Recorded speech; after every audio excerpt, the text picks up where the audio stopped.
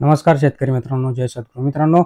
ॲग्रिस्टेकच्या माध्यमातून आता शेतकऱ्यांसाठी परत एकदा ई पीक पाहणी जी की पीक विमा आपला 2025 संदर्भात आहे, त्या संदर्भातील एक जी-आर राज्य शासनाने आज 27 जून रोजी काढलेला आहे. आता या जी-आरची माहिती अशी आहे की या जी-आरमध्ये जी की ई पीक पाहणी केली जाते. आता ई पीक पाहणीसाठी राज्य शासनाकडनं सगळ्यात महत्त्वाचं म्हणजे CDS क्रॉप जे काही असतं आपलं, या क्रॉपची जी काही माहिती असते आपली त्याच्यातनं आपण ट्रान्सफर करतो. ओके, त्याच्यासाठी जे काही आपलं ई पीक पाहणीसाठी तलाठी होता, तलाठीला एक सहाय्यक देण्यात आलं, कृषी सहाय्यक. त्या कृषी सहाय्यकाला सुरुवातीला ₹5 ई पीक पाहणीसाठी देण्यात येत होते आणि त्यामुळे ते कुठेतरी कामचुकारपणा किंवा तिथपर्यंत शेतकऱ्याच्या बांधापर्यंत जायचं नाही, असे कामं होत होते. पण आता त्या संदर्भात एक वाढ करण्यात आली आहे. ₹5 ऐवजी आता त्यांना ₹10 देण्यात येतील आणि मग या ₹10च्या अंतर्गत असं वाटायला लागले की आता ते निदान ई पीक पाहणी व्यवस्थितरित्या तरी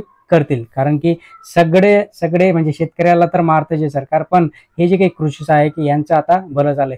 सगळ्यात महत्त्वाचं म्हणजे आता ई पीक पाहणीसाठी हे ॲग्रिस्टेकच्या माध्यमातून सगळा डाटा कलेक्ट करून इथं हे कृषी सहाय्यक येतील आणि ते ई पीक पाहणी करतील मित्रांनो, जेणेकरून शेतकऱ्यांना पीक विमा जास्त मिळेल. चॅनलला सबस्क्राईब करा, लाईक करा, शेअर करा. धन्यवाद.